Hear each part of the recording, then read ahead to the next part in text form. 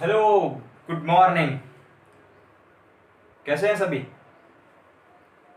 तो आज हम अगला लेक्चर लेकर आए हैं ideal and non ideal solution. Before that हमने बात की थी राउल्ट्स लॉ के बारे में। ठीक है, एक बार हमने वोलाटाइल सॉल्वेंट लिया था और एक बार नॉन वोलाटाइल, और सॉल्यूट बोलो तो वोलाटाइल सॉल्यूट एक बार लिया था लिक्विड सॉल्वेंट के अंदर, और एक बार नॉन वोलाटाइल सॉल्यूट लिया था। दोनों ही केस को हमने पढ़ा था, दोनों ही केस को देखा था। ठीक है, नॉन वोलाटाइल सॉल्यूट वाले केस का थोड़ा सा पार्ट बचा हुआ है, तो उसको हम जो है अगले लेक्चर में कवर करने वाले हैं। ठीक है, RLVP जिसमें पढ़ाऊंगा मैं, relative lowering in vapour pressure, जब वो पढ़ाऊंगा मैं तो उसमें वो कवर करेंगे। तो बेसिकली लिक्विड लिक्विड सॉल्यूशंस जो होते हैं on the basis of Raoult's law दो पार्ट में टूटे हैं। ठीक है, और उनको हम बोलते हैं ideal and non ideal solution. तो उसी के बारे में आज हमारा लेक्चर है। और जिसने भी पिछले लेक्चर ना देखे हो तो डिस्क्रिप्शन में लिंक दी हुई है, जाइए क्लिक करिए और पिछला लेक्चर देख कर आइए, तब आपको ये लेक्चर ज़्यादा अच्छे समझ में आए। ठीक है, so myself Rakesh Yadav and we are going to start the next lecture, that is ideal and non-ideal solution। अभी देखो आइडियल सॉल्यूशन किसको बोलते हैं। सबसे पहली चीज तो यही दिमाग में स्टक करती है कि आइडियल सॉल्यूशन किसको कहा जाता है। सो इन विच Raoult's law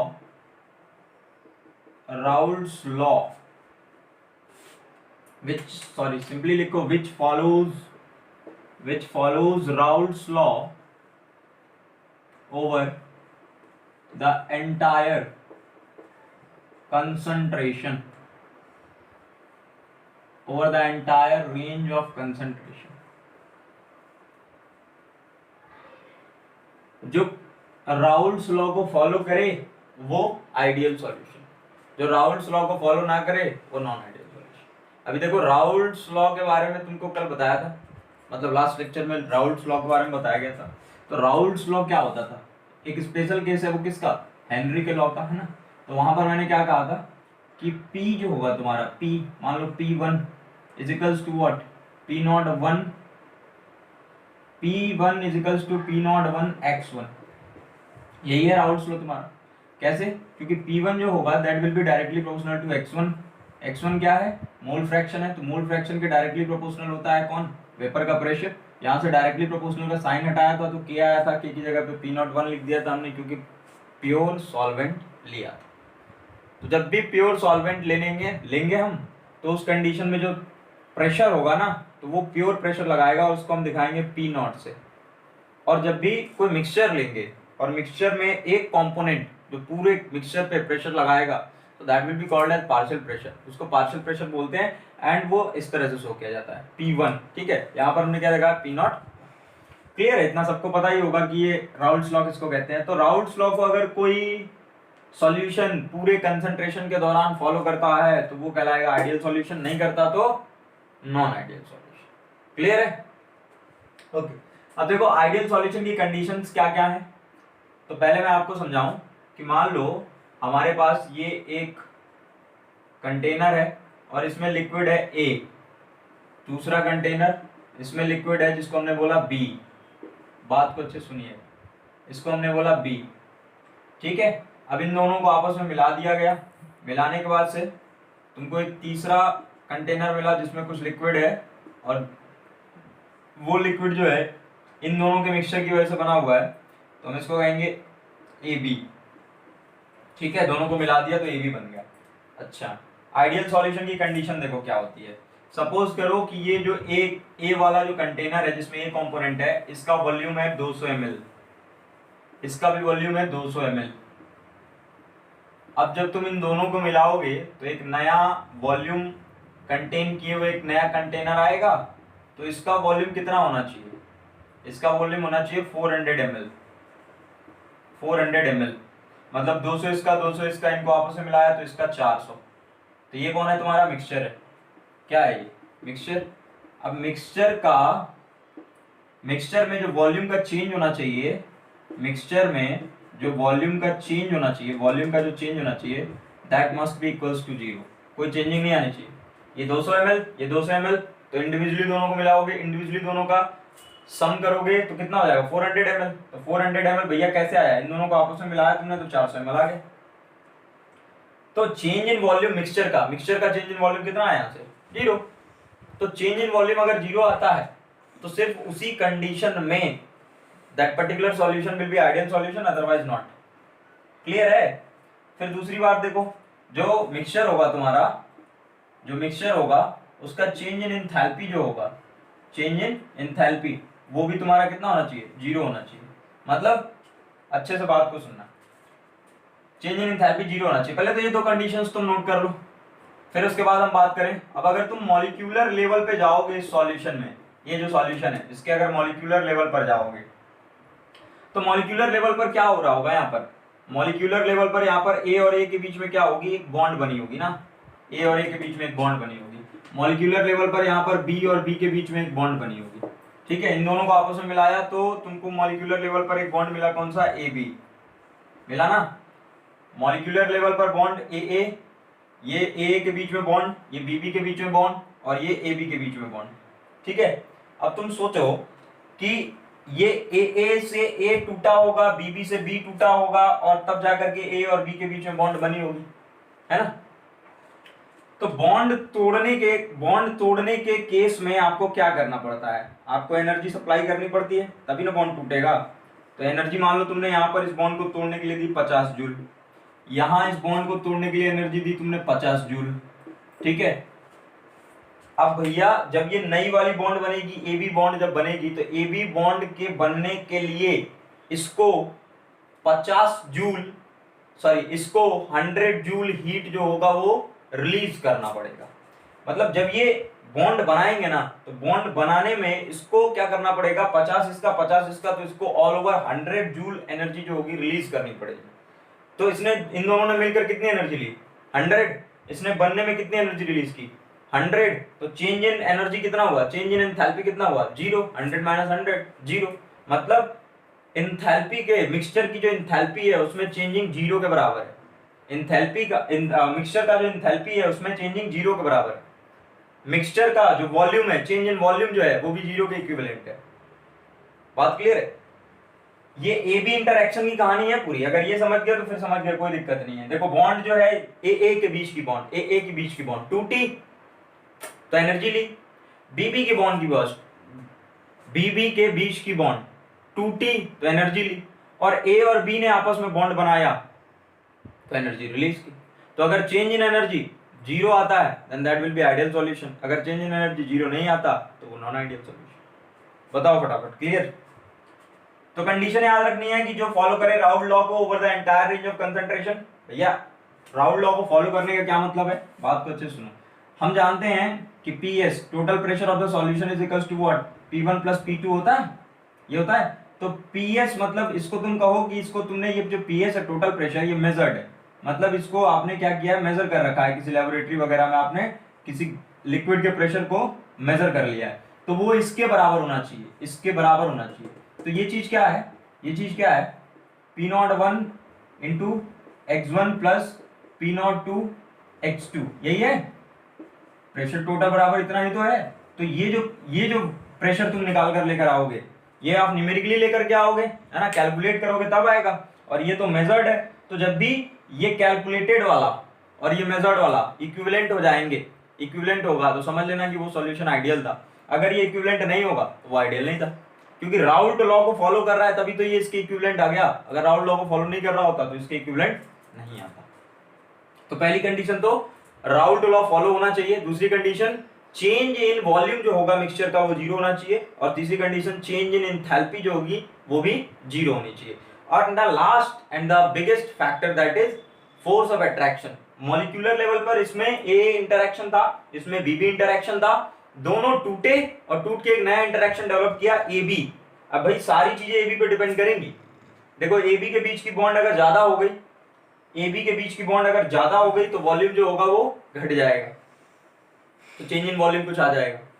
अगर ए बी के बीच की बॉन्ड ए या फिर बीबी के कंपैरिजन में ज्यादा हो गई, ए बी के बीच की बॉन्ड अगर ए या बीबी के कंपैरिजन में बॉन्ड जो हो गई वो वीक हो गई, मान लो बीबी स्ट्रांग है और ए बी जो है वो वीक है, तो भाई अगर ए बी वीक होगा तो वॉल्यूम बढ़ जाएगा, ज्यादा बढ़ जाएगा वॉल्यूम।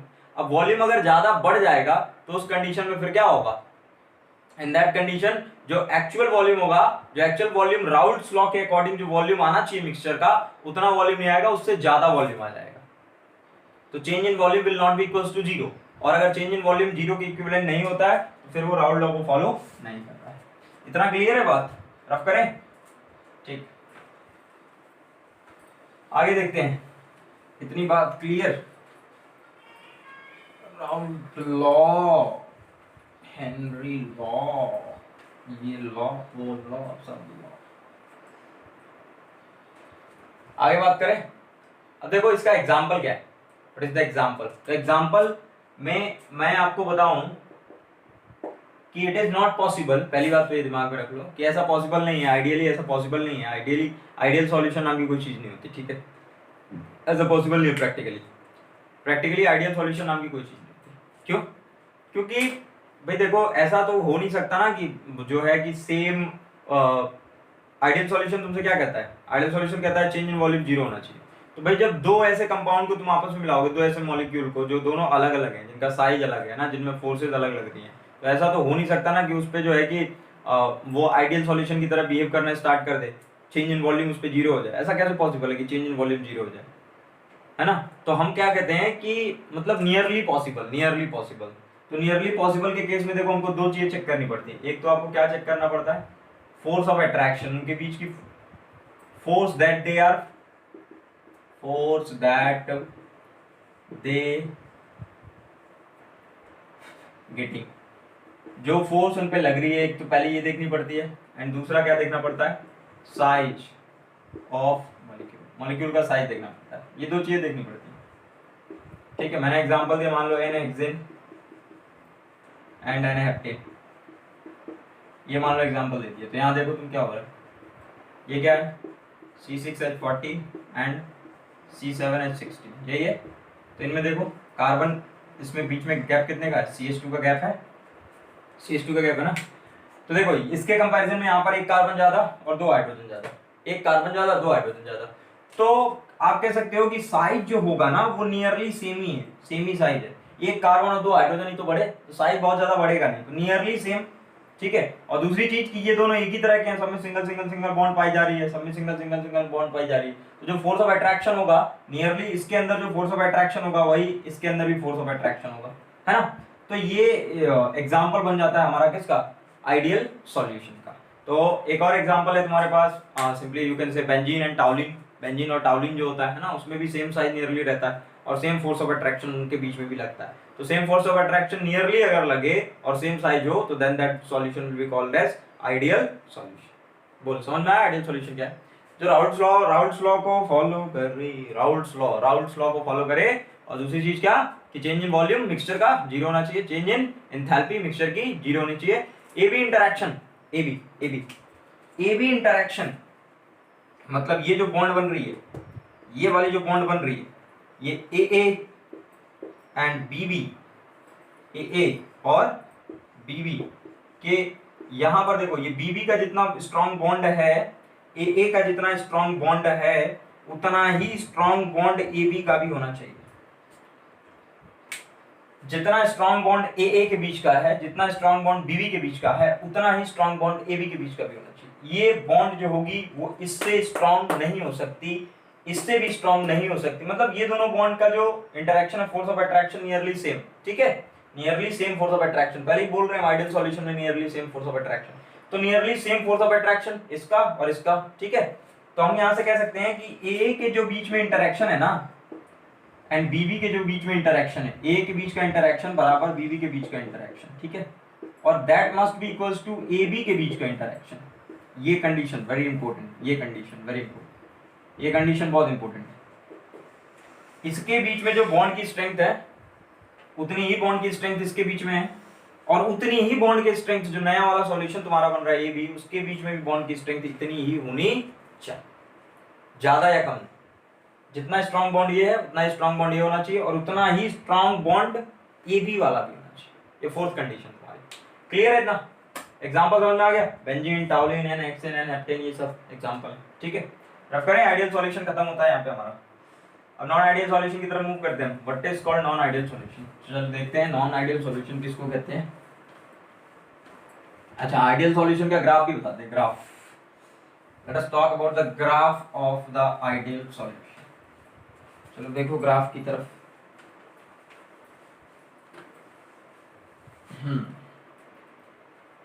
ग्राफ देखो, ठीक है। यहां हमने क्या किया, हमने लिखा x1 is equals to 1 and x2 is equals to 0। यहां लिखा x1 is equals to 0, x1 x2 is equals to 1, ठीक है। x2 क्या हो रहा है, यहां से बढ़ रहा है, ये वेपर प्रेशर है, इंक्रीज कर रहा है, ये वेपर प्रेशर है, इंक्रीज कर रहा है, ठीक है। यहां देखो x1 बराबर 1, x1 बराबर 0, x1 बराबर 1 मतलब 1 का मतलब क्या है, देखो एक ऐसा सॉल्वेंट आपके पास है, एक ऐसा सॉल्वेंट है जिसमें सिर्फ मोल फ्रैक्शन किसका है, mole fraction of 1, mole fraction of 1, सिर्फ 1 का ही मोल फ्रैक्शन। तो मोल फ्रैक्शन अगर 1 का है तो 1 का ही वेपर प्रेशर भी लगेगा, वेपर प्रेशर जो लगेगा वो भी 1 से ही लगेगा, है ना, 1 से ही वेपर प्रेशर लगेगा, बात समझ रहे हो ना। 2x2, 2 तो है ही नहीं, दूसरा कंपोनेंट है ही नहीं, तो उसका प्रेशर भी नहीं लगेगा, तो यहाँ पर प्योर प्रेशर 1 का लगने वाला है ना। तो यहां से हम लिखेंगे कि P01, ठीक है। अब यहां से देखो ये जो है x2 जो है यहां से बढ़ता बढ़ता बढ़ता बढ़ता गया, यहाँ पर 1 हो गया, देख रहे हो 1 हो गया। तो अब यहाँ पर x2 सिर्फ है तो x2 का वेपर प्रेशर लगेगा, तो x2 का हमने बोल दिया, लेट्स से x2 का हमने कहा कि P02, यहाँ पर P02 लग रहा है, ठीक है। अब देखो यहाँ से x1 जो था वो यहाँ 1 था और यहाँ पर जाकर 0 हो गया, मतलब यहाँ पर 1 था तो ये रहा 1 और यहाँ पर जाकर 0, तो हम कहेंगे कि ग्राफ हमारा ऐसा, ठीक है, 1 से 0। और यहाँ देखो ये 0 से कहाँ पहुंच रहा है, 1 पे, तो यहाँ से हम गए 0 से 1 पे, ठीक है। ये P01, ये P02, अब ये P01 जो देखो धीरे धीरे घट रहा है, तो ये PA, और ये देखो बढ़ रहा है, ये P1 बोलो इसको, ये P2, है ना। और इनके बीच में ये है तुम्हारा इन दोनों का सम, टोटल प्रेशर, तो total pressure of the solution is equal to P1 plus P2, ये ग्राफ बनेगा तुम्हारा, this will be the graph you have. देख लो अच्छे से, यहाँ पर सिर्फ प्योर प्रेशर किसका लग रहा था, x1 की वजह से। देखो x1 मतलब क्या, मोल फ्रैक्शन ऑफ 1, सिर्फ नंबर ऑफ मोल्स 1 के ही मौजूद है, मतलब वेपर प्रेशर भी 1 ही लगाएगा, तो ये वेपर प्रेशर उसका लग रहा था सिर्फ। यहाँ पर वेपर प्रेशर ऑफ 2 का सिर्फ लग रहा था, ठीक है। अब ये धीरे धीरे धीरे धीरे घटता गया और 0 पे चला गया, ये 0 से बढ़ता गया और 1 पे चला गया, बस समझ रहे हो। तो यहाँ पर तो प्योर था, प्योर सॉल्वेंट की वजह से लग रहा था, अब धीरे धीरे देखो घट रहा है, इट मींस दैट कि उसमें 2 आ रहा है, 2 कंपोनेंट 2 उसमें आ रहा है धीरे धीरे, तो कंपोनेंट 2 उसमें आ गया और यहाँ 1 में 2 आ गया और 2 में 1 आ गया, तो यहाँ पर P1, यहाँ P2 एंड ये that one is the final total pressure. ये है तुम्हारा क्या, ग्राफ ऑफ आइडियल सॉल्यूशन। देख लो फटाफट देख लो,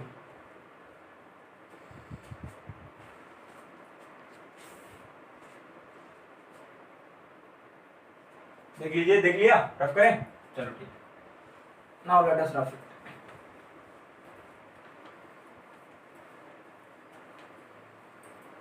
तो ये तो बात हुई तुम्हारी आइडियल सॉल्यूशन की, बात करते हैं non ideal solution.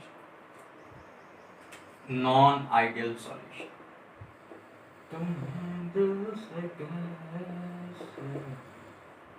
Non ideal solution, non ideal solution किसको बोलते हैं, which does not follow, which does not follow the Raoult's law over the entire range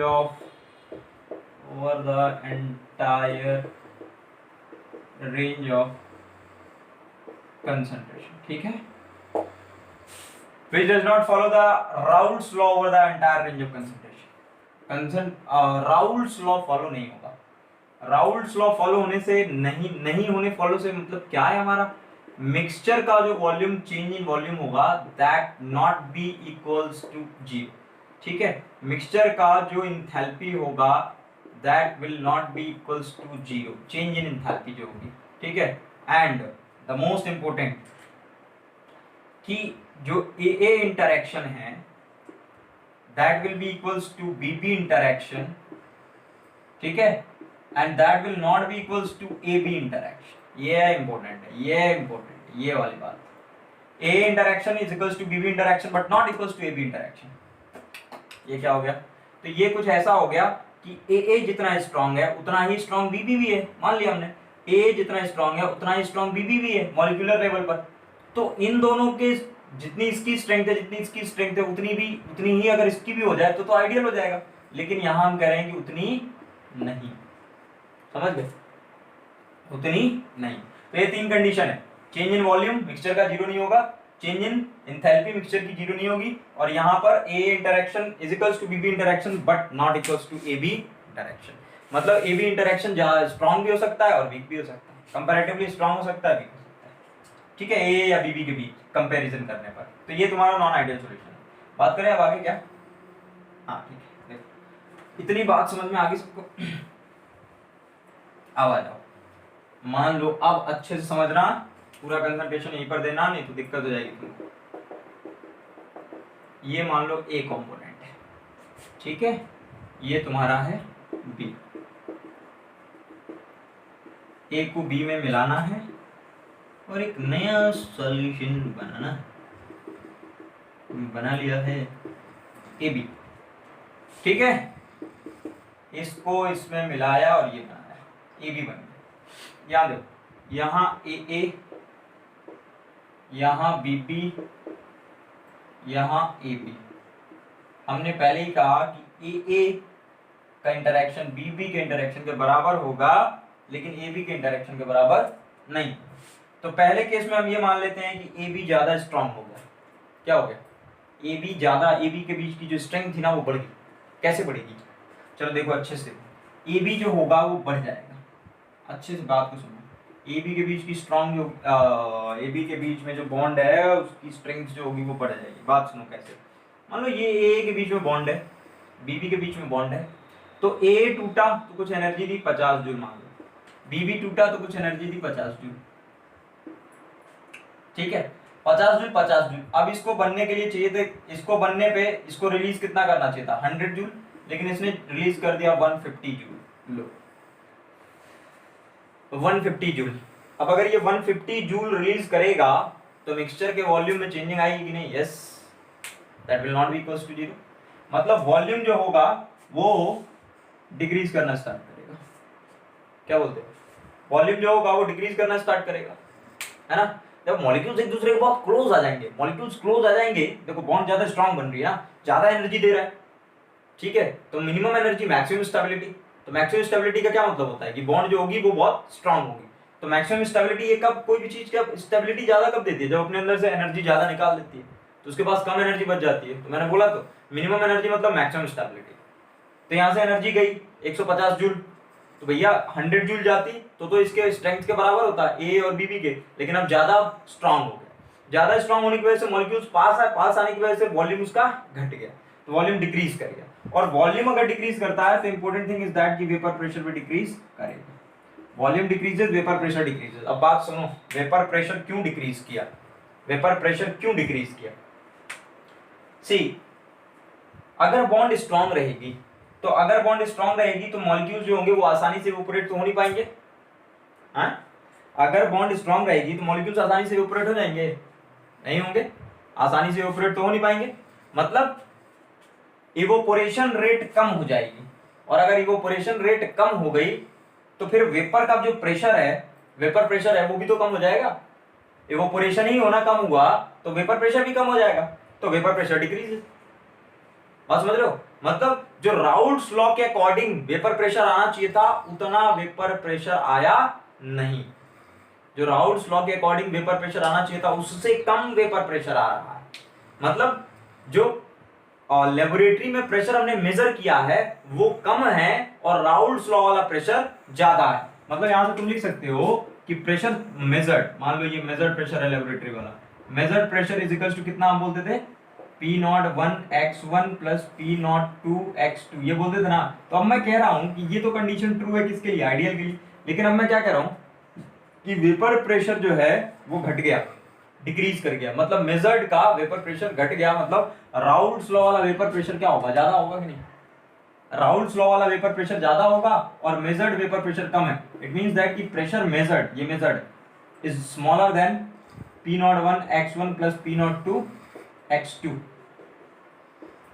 pressure measured, देखो ये जो राउल्ट्स लॉ वाला प्रेशर है ये ज्यादा है और जो एक्चुअल प्रेशर मेजर है लेबोरेटरी में वो कम है, है ना। ए को बी में मिलाया तो ए को बी में मिलाने पर ए बी के बीच की जो इंटरेक्शन बनी वो ज्यादा स्ट्रांग हो गई। स्ट्रांग होने से वॉल्यूम घट गया और वॉल्यूम घटने की वजह से वॉल्यूम घट गया और वॉल्यूम के साथ साथ वेपर प्रेशर भी घटेगा, क्योंकि बॉन्ड स्ट्रांग हो गई तो एस्केपिंग टेंडेंसी जो होगी वो लो हो जाएगी, इवोपोरेशन की जो रेट होगी वो लो हो जाएगी।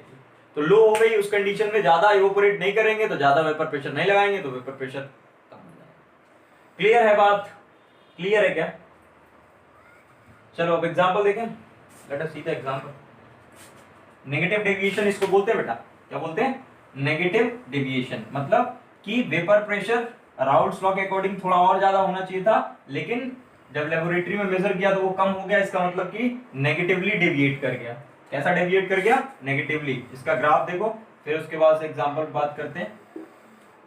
x1 = 1, x2 = 0 एंड x2 यहां से बढ़ रहा है, और यहाँ पर x1 = 0 एंड x2 = 1। ठीक है, यहाँ पर ये लगाएगा P01, समझाने की जरूरत नहीं है, यहाँ लगाएगा ये P02।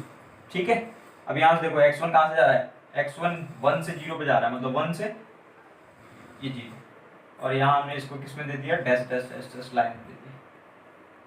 ठीक, और x2 0 से कहाँ जा रहा है? 1, 0 से 1 ये। ठीक है, अब इसके बीच में इस तरह का टोटल प्रेशर आना चाहिए था, राउल्ट्स लॉ ये कहता है। लेकिन हमने देखा कि वेपर प्रेशर क्या कर गया था? डिक्रीज कर गया था, वेपर प्रेशर घट गया था। तो वेपर प्रेशर घटेगा तो इसमें कैसा डेविएशन स्टार्ट होगा? Negative deviation. तो नेगेटिव डेविएशन मतलब ऐसे।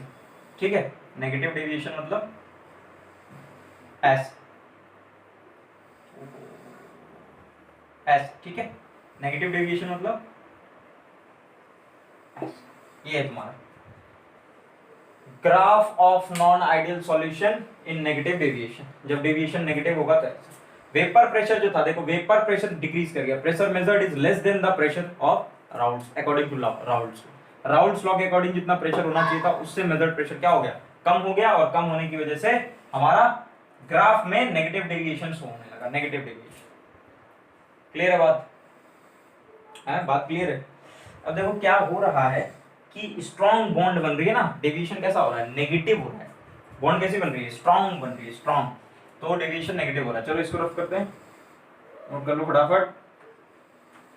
हाँ, तो बॉन्ड स्ट्रॉन्ग बन रही है और नेगेटिव डेविएशन हो रहा है, तो इसका एग्जांपल लेते हैं। एग्जांपल लेंगे हम किसके किसके बीच का? एग्जांपल लेंगे हम फिनॉल एंड एनिलीन, एनिलीन और फिनॉल। ये मान लो ए है, ये मान लो बी, इन दोनों को आपस में मिला रहे हो तुम, फिनॉल और एनिलीन को। तो सबसे पहले एनिलीन का तुम स्ट्रक्चर बनाओ, थोड़ा सा नीचे बनाते हो। एनिलीन तुम्हारा कैसा होता है? ऐसा होता है, ऐसा होता है। ये एनिलीन है, ठीक है, और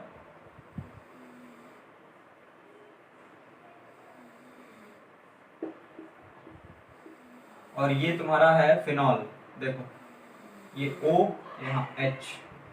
इतना क्लियर दिखाई दे रहा है सबको? देखो इसके पास क्या है? लोन पेयर है, लोन पेयर है। इसके पास प्रोटॉन है। कैसे? देखो इसके पास इलेक्ट्रॉन था, तो इलेक्ट्रॉन को ये ज्यादा इलेक्ट्रोनेगेटिव चार्ज ने खींच लिया, ज्यादा इलेक्ट्रोनेगेटिव ऑक्सीजन है तो इसने खींच लिया, तो खींचने की वजह से इस पे पार्शियल नेगेटिव आया, इस पे पार्शियल पॉजिटिव आया। अब इसको इलेक्ट्रॉन की जरूरत है और इसके बाद लोन पेयर है, तो ये इसके साथ मिलकर के क्या कर लेगा? बॉन्ड बना लेगा फटाफट। ये बॉन्ड बन गई। तो इस बॉन्ड के बनने की वजह से ये बॉन्ड जो होगी, this bond stronger than the bond formed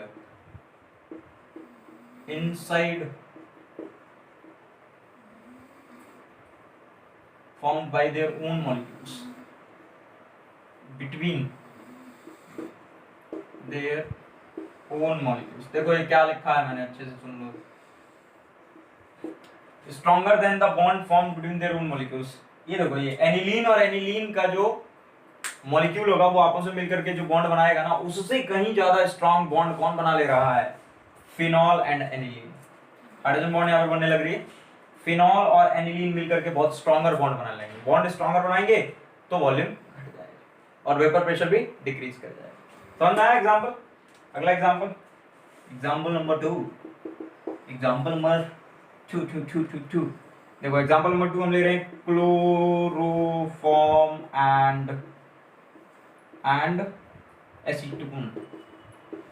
acetone. ठीक है, ये ले रहे हैं क्लोरोफॉर्म एंड एसीटोन। क्लोरोफॉर्म याद है CHCl 3 एंड एसीटोन क्या होता है CH3OCH3 ये होता है, ये होता है ना।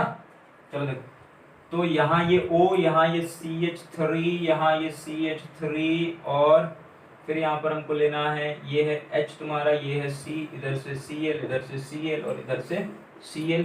Cl ज़्यादा इलेक्ट्रोनेगेटिव, इलेक्ट्रॉन खींचेगा, इलेक्ट्रॉन खींचेगा खींचेगा तो इस पर पार्शियल पॉजिटिव, ये भी इससे खींचने लगेगा तो इस पर पार्शियल पॉजिटिव जनरेट हो जाएगा पार्शियल पॉजिटिव जनरेट इस पे। ठीक है, अभी हटा देते हैं, इस पे पार्शियल पॉजिटिव जनरेट हो गया। अब देखो ये CH3O CH3 ये ऑलरेडी इलेक्ट्रोनेगेटिव, और ये इसके इलेक्ट्रॉन के साथ क्या करेगा, बॉन्डिंग बना लेगा, पॉजिटिव नेगेटिव ये बॉन्ड बन जाएगी। ठीक है, तो एक्सेप्शनली इनके बीच की बॉन्ड जो होगी जब इनको आपस में मिलाओगे तो बढ़ जाएगी, ज्यादा हो जाएगी, तो वॉल्यूम कम हो जाएगा और वेपर प्रेशर भी राउल्ट्स लॉ के कंपैरिजन में कम। दोनों एग्जांपल समझ में आया क्या, फिनॉल एंड एनिलीन और chloroform and acetone. So moving towards next positive deviation, rough करते हैं इसको फटाफट। ओके, अब बात करते हैं आगे नॉन आइडियल में पॉजिटिव डेविएशन की। सेकंड केस समझेंगे इसको सभी लोग। देखो पॉजिटिव डेविएशन किसको बोलते हैं, पॉजिटिव डेविएशन, फिर से वही चीज हमने ली, इसके अंदर A, इसके अंदर B, दोनों को आपस में मिलाया, क्या बना AB। ठीक है, AB इंटरैक्शन, ठीक है, यहाँ A इंटरैक्शन, यहाँ B भी इंटरैक्शन। देखो A इंटरैक्शन B भी इंटरैक्शन नियरली सेम होता है, और A भी इंटरैक्शन। अगर A इंटरैक्शन A के बीच की बॉन्ड AB के बीच की बॉन्ड से ज्यादा स्ट्रांग हो, अगर हम कहें कि AA is much stronger than AB, देख रहे हो, या फिर हम कहें BB is much stronger than AB, मतलब ये थोड़ा सा इसका स्ट्रॉन्ग, इसका जो बॉन्ड होगा ना A या BB का बॉन्ड, जो बॉन्ड होगा ना वो ज्यादा मजबूत हो। ठीक है, A और BB को टूटने में, मान लो यहाँ पर हमने कहा कि इसको लग रहा है 100 जूल टूटने में और इसको लग रहा है 100 जूल टूटने में, 200 जूल, तो यहाँ पर भी 200 जूल होना चाहिए था, लेकिन बॉन्ड का फॉर्मेशन कितने पे हो गया, मान लो ये जो AB बना है इसका फॉर्मेशन हो गया 150 पर ही, 150 जूल पर ही हो गया, बनना चाहिए था 200 पे, मतलब इसने कम एनर्जी रिलीज की। तो कम एनर्जी रिलीज की तो बाकी एनर्जी इसके अंदर है, तो इसकी वजह से क्या होगा, AB का जो वॉल्यूम हो जाएगा वो बढ़ जाएगा, मतलब AB जो है उसके बीच की जो बॉन्ड है वो AA से भी कम है, A से भी वीक है, BB से भी वीक है, तो इन द सेंस हम कह सकते हैं कि वॉल्यूम क्या हो जाएगा, बढ़ जाएगा, और वॉल्यूम के बढ़ने की वजह से वेपर प्रेशर बढ़ जाएगा। देखो वॉल्यूम अगर ज्यादा होगा, तुम खुद से सोच के देखो, वॉल्यूम अगर ज्यादा होगा, तो वॉल्यूम अगर ज्यादा है तो हम किस वजह से कह रहे हैं कि वॉल्यूम ज्यादा है, कि भैया इसके बीच में जो बॉन्ड है, वो बॉन्ड वीक है, तो जितनी वीक बॉन्ड रहेगी मॉलिक्यूल्स उतना आसानी से इवोपोरेट हो पाएंगे, तो ज्यादा इवोपोरेट हो पाएंगे तो ज्यादा वेपर बनाएंगे, तो ज्यादा वेपर प्रेशर लगेगा, तो यहाँ पर वेपर प्रेशर राउल्ट लॉ के कंपैरिजन में बढ़ जाएगा, वॉल्यूम तो बढ़ी रहा है, वेपर प्रेशर राउल्ट लॉ के कंपैरिजन में बढ़ जाएगा। तो हम यहाँ पर क्या लिख सकते हैं, हम लिख सकते हैं कि जो प्रेशर मेजर्ड आएगा ना, मेजर्ड प्रेशर वो ज्यादा होगा किसके कंपैरिजन में, राउल्ट्स लॉ के कंपैरिजन में। किसके कंपैरिजन में, राउल्ट्स लॉ के कंपैरिजन में। राउल्ट्स लॉ के कंपैरिजन में ये जो मेजर्ड प्रेशर होगा ना ये ज्यादा होगा राउल्ट्स लॉ के कंपैरिजन में। कैसे आया बता दिया, सबको समझ आया। जो AB के बीच की बॉन्ड है ना वो वीक है, किसके कंपैरिजन में, A और BB के कंपैरिजन। बॉन्ड अगर वीक है तो आसानी से इवोपोरेशन होगा, जितना आसानी से इवोपोरेशन होगा उतने ही ज्यादा वेपर बनेंगे, ज्यादा वेपर बनेंगे तो ज्यादा वेपर प्रेशर लगेगा, ज्यादा वेपर बनेंगे तो ज्यादा वेपर प्रेशर। ठीक है, अब ज्यादा वेपर प्रेशर लगेगा तो राउल्ट्स लॉ के कंपैरिजन में वेपर प्रेशर बढ़ जाएगा, राउल्ट्स लॉ के कंपैरिजन में वेपर प्रेशर क्या हो जाएगा, बढ़ जाएगा, है ना। तो यहां पर अब इसका ग्राफ हम बनाते हैं जिसको हम बोलेंगे पॉजिटिव डेविएशन। फटाफट ग्राफ देख लो और एक एग्जांपल दिखा देते हैं। ग्राफ यहां मान लो तुम्हारा x1 है, x1 = 1, x2 = 0, x2 यहां से बढ़ा ऐसे गया, x1 = 0 एंड x2 = 1। ठीक है, हाँ, तो ये x1 = 1, x2 = 0, x1 0, x2, तो यहां पर होगा P01, यहां होगा P02। ठीक है, यहाँ से क्या होगा, ग्राफ ऐसे बनना चाहिए, ऐसे ऐसे ऐसे ऐसे ऐसे जाना चाहिए, 1 से कहाँ जाएगा, 0 पे जाएगा, और यहाँ पर 0 से 1 पर, तो इसको ऐसे जाना चाहिए। टोटल प्रेशर कैसा आना चाहिए, ऐसा आना चाहिए, ठीक है। ये कौन है तुम्हारा P1, ये कौन है P2, और यहाँ होना चाहिए PS = P1 + P2। But originally क्या होगा, देखो वेपर प्रेशर इंक्रीज कर गया ना, एक्सेप्शनली बढ़ गया, तो बढ़ गया तो पॉजिटिव डेविएशन, पॉजिटिव डेविएशन देखो कैसे आएगा, पॉजिटिव डेविएशन ऐसे, ठीक है। ये पॉजिटिव डेविएशन का तुम्हारा क्या रहा, ग्राफ था। क्लियर है, सबको दिखाई दे रहा है, फटाफट ले लो स्क्रीनशॉट भैया। ये है पॉजिटिव डेविएशन, कैसा deviation, positive deviation. Negative deviation की बात बता दी, पॉजिटिव डेविएशन। अब एग्जांपल सुन लो, यहीं पर बता देता हूं, ethanol, ethanol and acetone, acetone, ये एग्जांपल दे रहे हैं जो सबसे इंपॉर्टेंट है। एथेनॉल, देखो एथेनॉल के बीच में क्या होता है, हाइड्रोजन बॉन्डिंग रहती है। एथेनॉल एथेनॉल मॉलिक्यूल के बीच में हाइड्रोजन बॉन्ड रहती है ना, एसीटोन जो है ना, एसीटोन एथेनॉल में जब मिलाया जाता है तो एसीटोन घुस करके जो होस्ट मॉलिक्यूल्स होते हैं उनको तोड़ करके और हाइड्रोजन बॉन्ड को वीक कर देता है। हाइड्रोजन बॉन्ड को वीक कर देने की वजह से ऑल ओवर क्या हो जाता है, वॉल्यूम बढ़ जाता है। पहले हाइड्रोजन बॉन्डिंग थी तो स्ट्रांग था, अब ये इसमें घुस करके हाइड्रोजन बॉन्ड को क्या कर देता है, तो हाइड्रोजन बॉन्ड तोड़ता है जैसे ही, तो फिर वॉल्यूम बढ़ जाता है।